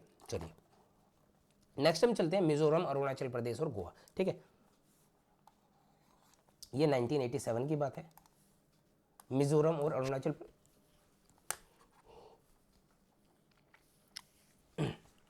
सॉरी, रात के 2 बजे हुए और गला बिल्कुल सूखा पड़ा है, ठीक है, तो उस वजह से है, इग्नोर करना। मिजोरम, अरुणाचल प्रदेश 1971 में क्या बन गए थे, यूटी। गोवा बना था 1961 में यूटी। 1987 में इन तीनों को सेपरेट स्टेट बना दिया गया, ठीक है। उसके बाद है 2000 की बात है, तो इसको खत्म करते हैं। 2000 में छत्तीसगढ़ किससे कटा था? छत्तीसगढ़ कटा है हमारा मध्य प्रदेश से, उत्तराखंड यूपी से कटा है, ठीक है, और जो झारखंड हमारा बिहार से कटा वो सेपरेट स्टेट बने। इसी तरह से तेलंगाना हमारा आंध्र प्रदेश से ना, तेलंगाना हमारा 2014 में आंध्र प्रदेश से कट के अलग से एक सेपरेट स्टेट बना। जम्मू एंड कश्मीर 2019 में से पहले की जब हम बात करें तो इनका अपना एक कॉन्स्टिट्यूशन हुआ करता था, ठीक है। वो अधिकार इन्हें किससे मिला था? वो अधिकार इन्हें मिला हुआ था द कॉन्स्टिट्यूशन, है ना, ऑर्डर, कॉन्स्टिट्यूशन ऑर्डर 1954 के अनुसार इनको अधिकार मिला हुआ था कि इनका अपना एक कॉन्स्टिट्यूशन होगा, ठीक है। तो 2019 में एक नया कॉन्स्टिट्यूशन ऑर्डर आया, है ना, यह लिखना है application to Jammu Kashmir, bracket में ऐसा लिखा हुआ है, ठीक है। 2019 उसमें क्या है, प्रेसिडेंशियल, ये भी प्रेसिडेंशियल ऑर्डर था, ये प्रेसिडेंट के ऑर्डर से बना था, पार्लियामेंट ने नहीं बनाया था, ये भी प्रेसिडेंशियल ऑर्डर है। और इस ऑर्डर से क्या हुआ, जो भारतीय कॉन्स्टिट्यूशन है इसे जम्मू कश्मीर में भी अप्लाई कर दिया गया। उसके बाद जो हमारा जम्मू कश्मीर ये सब आ जाने के बाद क्या है, उसके बाद बाइफर्केशन हुआ जम्मू कश्मीर का। बाइफर्केशन करके दो, इसे स्टेट से दो यूटी बनाया गया, एक तो लद्दाख बनी, ठीक है, लद्दाख एक यूटी बनी, इसमें दो डिस्ट्रिक्ट है, एक लेह और एक कारगिल, लेह, ठीक है ना, लेह एंड कारगिल, दो इसमें डिस्ट्रिक्ट है। बहुत बड़ा भूभाग है लेकिन जो पॉपुलेशन है बहुत कम है, ठीक है, क्योंकि बहुत ज़्यादा एरिया उसमें क्या है, आइस कवर्ड वगैरह भी है, ठीक है, और कोल्ड डेजर्ट वगैरह भी इसको हम बोल देते हैं एक तरह से भारत का। दूसरी यूटी बनी, ठीक है जी। तो यहाँ पर अपनी एक असेंबली थी, काउंसिल ऑफ स्टेट थी, वो खत्म कर दी गई। काउंसिल ऑफ मतलब यहाँ पर स्टेट असेंबली, जो असेंबली थी ना, वो इनकी अपनी एक असेंबली थी, काउंसिल ऑफ मिनिस्टर होगा और एक चीफ मिनिस्टर होगा, वो इनको अधिकार दिया गया, ठीक है। ये सारी चीज़ें इसमें, इसी के साथ हमने ये सारी चीज़ें पढ़ ली। इसमें कुछ और चीज़ें में कुछ नाम वगैरह चेंज किए हैं, वो मैं आपको बता देता हूँ। सबसे पहले जो नाम चेंज किया वो यूपी का नाम चेंज किया 1950 में, ठीक है। यूनाइटेड प्रोविंसेस इसका नाम था 50 से, उसके बाद इसका नाम उत्तर प्रदेश बना। फिर इसका नाम 1950 के बाद 1973 में, कुछ गलत हो तो कर्नाटक का नाम चेंज, शायद कर्नाटक, मैसूर, हाँ कर्नाटक, मैसूर का नाम कर्नाटक हुआ। 1992 में दिल्ली का नाम जो है यूटी ऑफ दिल्ली से एनसीटी ऑफ दिल्ली रखा गया, ठीक है। 2006 में, और भी कुछ बीच में चेंज हो सकता है तो आप देख लेना। 2006 में जो चेंज हुआ, उत्तरांचल से जो नाम है उत्तराखंड हुआ। जब 2000 में बना था तो उत्तराखंड नहीं उत्तरांचल बना था, इसका नाम बाद में उत्तराखंड बना, ठीक है। साथ ही साथ अगर मैं गलत नहीं होता, लक्षद्वीप, है ना, लक्षद्वीप का नाम भी इन्हीं के साथ में चेंज होता, हो सकता है वो 2011 में हल्का सा इसमें चेंज हो सकता है। यहाँ पर आपको एक बार चेक कर लेना है, मेरी बात पर नहीं आना, ठीक है। 2011 में जो उड़ीसा था, उड़ीसा, इसका नाम बदल के ओडिशा, है ना, ये हुआ। ये सारी चीज़ें हैं, तो ये सारी चीज़ें इसी के साथ मैंने यूनियन एंड इट्स टेरिटरीज ये चैप्टर हो गया खत्म, ठीक है। हल्की फुल्की थोड़ी सी मिस्टेक हो तो आप उसको इग्नोर करना, मेरी कोशिश ये रहेगी कि आपकी चीज़ें समझ आई हो, ठीक है। इसी के साथ नमस्ते, जय हिंद, वंदे मातरम। वीडियो शेयर करनी है, लाइक करनी है, कमेंट करना, कोई भी चीज़ समझ में नहीं आती हो तो, ठीक है, बाय।